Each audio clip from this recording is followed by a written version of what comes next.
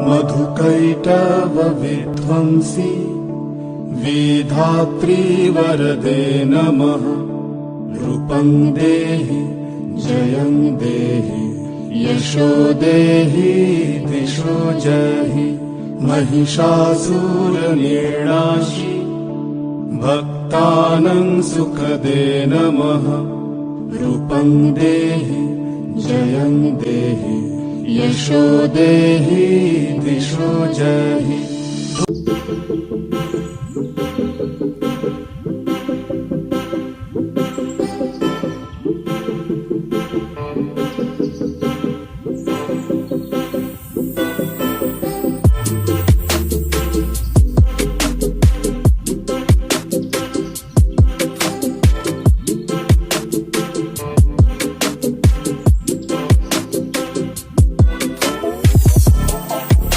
भगवान मेरी वीडियो जो भी देख रहा है उनको हमेशा खुश रखना। उनको कभी पैसे की कमी नहीं होनी चाहिए और उनके पास गाड़ी भी हो, उनके पास बंगला भी हो, उनके पास आईफोन भी हो, क्योंकि ये लोग बिना कसम दिए ही चैनल को सब्सक्राइब करेंगे, वीडियो को लाइक करेंगे और अपने दोस्तों में शेयर भी करेंगे।